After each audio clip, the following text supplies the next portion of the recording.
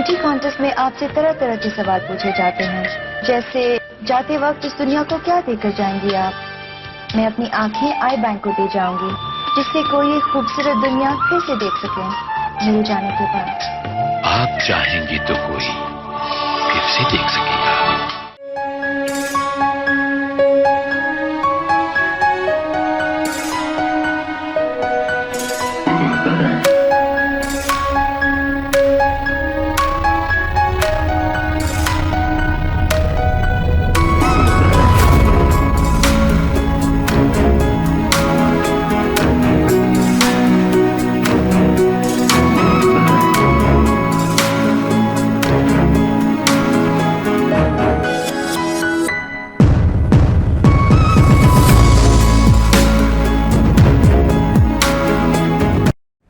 आप हैदराबाद से और हमारे सारे साथी हमारे इस मिशन में शामिल हो रहे हैं। मैं कुछ अपने दिल की भावनाओं की बात करूंगा। हमारा आई बैंक का जो एपेक्स बॉडी है वो भी हैदराबाद में है। मैं एक दो बार जाने का मुझे मौका मिला और डॉक्टर GN राव जी हैं जो संस्थापक हैं LV प्रसाद के। मैं उनको काफ़ी अच्छे प्यार से उनको जानता हूँ, कभी बात भी होती रहती है। तो वो भी बड़े हमें प्रोत्साहन करते हैं।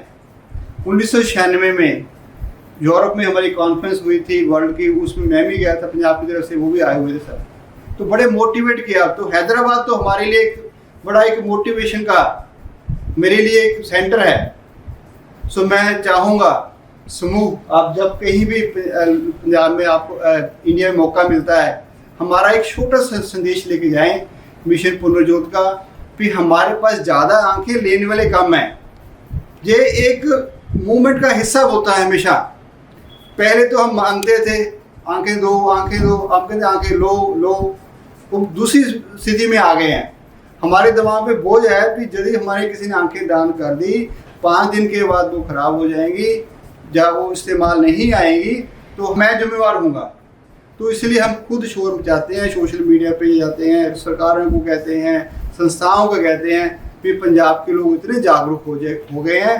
हमें हमारे जो गुरु साहबान हैं उन्होंने हमें शिक्षा दी किसी काम आने के लिए, उसी के चलते हुए लोग ज़्यादा आंखें दान हो रही हैं। वो ये दान होके हमारे मिशन का ये कोशिश है कि आंखें जहाँ की किसी को लगे, वो हमारी देश की एकता और अखंडता को बढ़ाएगा। यही भी आप आई बैंकिंग सिस्टम में यही कर रहे हैं आप।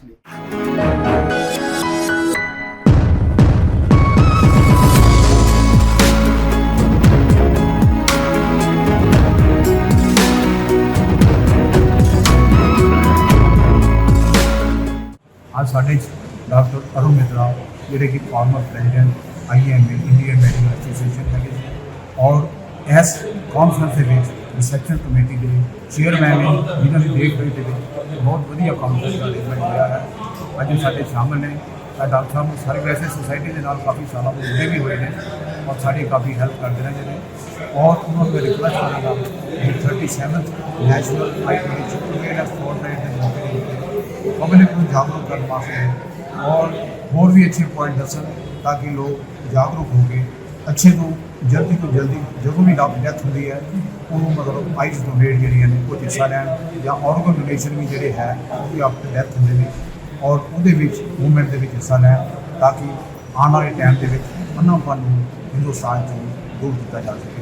डॉक्टर मित्रा जी अपने जीवन के विच साडे समाज की एक परंपरा है कि असी कुछ ना कुछ किसी न किसी समय पर किसी न किसी दान करते हैं। दान शब्द जरा है थोड़ा जहा मैं अच्छा नहीं लगता, मैं कहूँगी सहायता करते हैं। इसी तरीके जो हम अंग दान या अंग देन के नाल दूसरे व्यक्ति की सहायता हो जाती है। मैं समझदा कि सब तो बड़ी सहायता किसी व्यक्ति की होती है। शरीर जदों नहीं रहा तो वो बाद विच उसके कुछ हिस्से अगर किसी होर व्यक्ति के काम आ जान तो एक तरीके नाल असीं फिर जीवित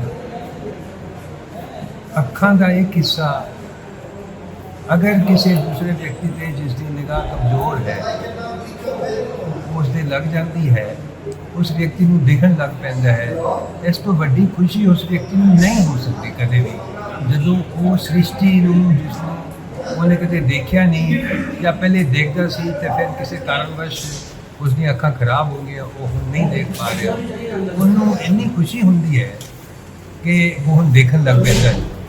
ਇਸ ਲਈ ਮੈਂ ਸਮਝਦਾ ਕਿ ਸਾਨੂੰ ਕੋਈ ਵੀ ਅੰਗ ਹੈ, ਭਾਵੇਂ ਗੁਰਦੇ ਵੀ ਦਾਨ ਹੋ ਜਾਂਦੇ ਹਨ ਤੇ ਲਿਵਰ ਵੀ ਮਤਲਬ ਜਿਗਰ ਵੀ ਦਾਨ ਹੁੰਦਾ ਹੈ, ਉਹ ਵੀ ਕੱਢ ਕੇ ਕਿਸੇ ਹੋਰ ਵਿਅਕਤੀ 'ਚ ਇਸਤੇਮਾਲ ਹੋ ਸਕਦਾ ਹੈ। ਦਿਲ ਦਾ ਵੀ ਜੋ ਹੈ ਹਾਰਟ ਟ੍ਰਾਂਸਪਲਾਂਟੇਸ਼ਨ ਵੀ ਹੁੰਦੀ ਹੈ। ਸਾਡੇ ਸਮਾਜ ਵਿੱਚ ਇਸ ਬਾਰੇ ਕੁਝ ਮਿਥਿਆਵਾਂ ਹਨ ਕਿ ਜੇ ਅਸੀਂ ਇੱਕ ਸਰੀਰ ਦਾ ਅੰਗ ਦਿੱਤਾ ਤਾਂ ਸ਼ਾਇਦ ਸਾਨੂੰ ਮੋਕਸ਼ ਪ੍ਰਾਪਤ ਨਹੀਂ ਹੋਏਗਾ। ਮੈਂ ਸਮਝਦਾ ਕਿ ਜੇ ਅਸੀਂ ਆਪਣੇ ਆਪ ਨੂੰ ਜੀਵਿਤ ਰੱਖਿਆ ਆਪਣੇ ਜਾਣ ਤੋਂ ਬਾਅਦ ਵੀ, ਇਸ ਤੋਂ ਵੱਡੀ ਗੱਲ ਜ਼ਿੰਦਗੀ 'ਚ ਕੀ ਹੋ ਸਕਦੀ ਹੈ, ਇਸ ਤੋਂ ਵੱਡਾ ਮੋਕਸ਼ ਕੀ ਹੋ ਸਕਦਾ।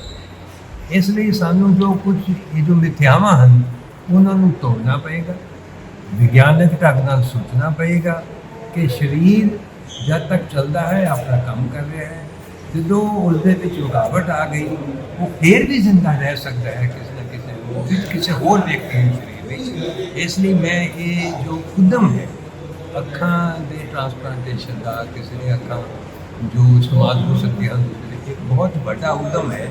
ਮੈਂ ਮੁਬਾਰਕਬਾਦ ਦੇਣਾ ਇਸ ਸੰਸਥਾ ਨੂੰ ਜੋ ਇਸ ਉਦਮ ਨੂੰ ਅੱਜ ਤੋਂ ਨਹੀਂ ਬੜੇ ਲੰਬੇ ਸਮੇਂ ਤੋਂ ਚਲਾ ਰਹੇ ਹਨ, ਤੇ ਮੈਂ ਇਸ ਨੂੰ ਆਪਣੀ ਪੂਰਾ ਸਮਰਥਨ ਦੇਣਾ। ਕਿਸੇ ਵੀ ਰੂਪ ਵਿੱਚ ਜੇ ਸਹਾਈ ਵੀ ਹੋ ਸਕਾਂਗਾ ਤਾਂ ਮੈਂ ਨਾਲ ਹੋਵਾਂਗਾ। ਹੋਰ ਵੀ ਜੋ ਵੀ ਅੰਗ ਦੇ ਨਾਲ ਸਹਾਇਤਾ ਕਰਨ ਵਾਲੇ ਹੋਰ ਵੀ ਸੰਸਥਾਵਾਂ ਹਨ, ਇੱਕ ਆਰਗਨ ਡੋਨੇਸ਼ਨ ਜੋ ਹੈ ਇੱਕ ਸਾਡਾ ਹਿੱਸਾ ਬਣ ਜਾਣਾ ਚਾਹੀਦਾ ਹੈ ਸਮਾਜ ਦਾ, ਕਿ ਇਸ ਦੇ ਬਾਰੇ ਕੋਈ ਮਿਥਿਆਵਾਂ ਵਿੱਚ ਨਾ ਪੈ ਕੇ, ਕੋਈ ਡਰ ਪੈ ਤੋਂ ਦੂਰ ਹੋ ਕੇ ਸਾਨੂੰ ਸਮਾਜ ਦੇ ਵਿੱਚ ਲੋਕਾਂ ਦੇ ਭਲੇ ਲਈ, ਲੋਕਾਂ ਦੀ ਸੇਵਾ ਲਈ ਅੱਗੇ ਆਉਣਾ ਚਾਹੀਦਾ।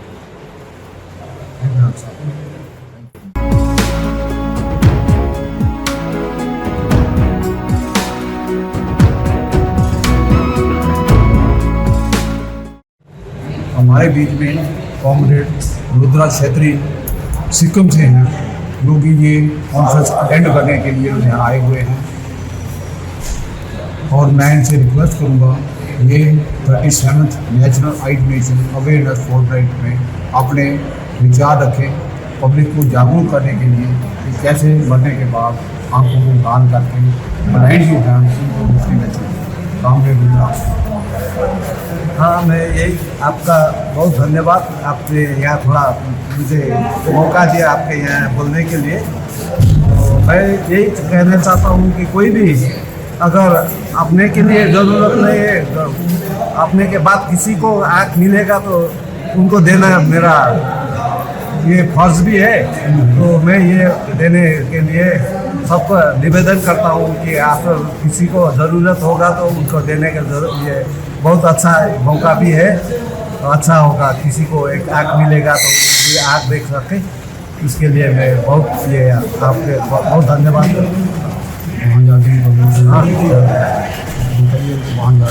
हाँ, मैं इसके उनका ये फाउंडेशन के लिए मैं जब सिक्किम जाऊंगा तो वहाँ भी मैं एक वहाँ निवेदन सबको करूँगा कि उन लोग को भी इसके डोनेशन के लिए थोड़ा आगे आए। Thank you very much.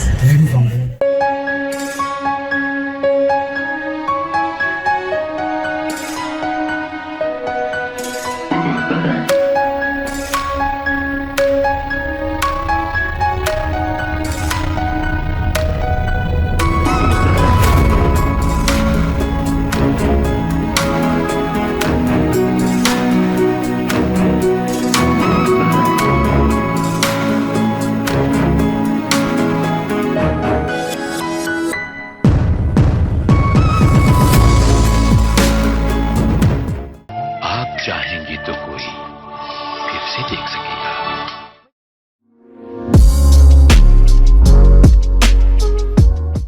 ਸਤਿ ਸ਼੍ਰੀ ਅਕਾਲ ਜੀ, ਮੇਰਾ ਨਾਮ ਗੀਤਾ ਲੋਗਨਾ, ਮੈਂ ਕੈਨੇਡਾ ਬ੍ਰੈਂਪਟਨ ਦੀ ਰਹਿਣ ਵਾਲੀ ਹਾਂ ਤੇ ਮੈਨੂੰ 7 ਸਾਲ ਹੋ ਗਏ ਸੀ ਕਿ ਮੈਂ ਕਲਾਸਿਸ ਵੇਅਰ ਕਰ ਰਹੀ ਸੀ ਤੇ ਜਦੋਂ ਮੈਂ ਇੰਡੀਆ ਆਈ ਤੇ ਮੈਂ ਸੋਚਿਆ ਕਿ ਉਹਨਾਂ ਮੈਂ ਵੀ ਆਪਣੀ ਆਈ ਸਰਜਰੀ ਕਰਵਾ ਕੇ ਆਪਣੀ ਕਲਾਸਿਸ ਰਿਮੂਵ ਕਰਾਂ।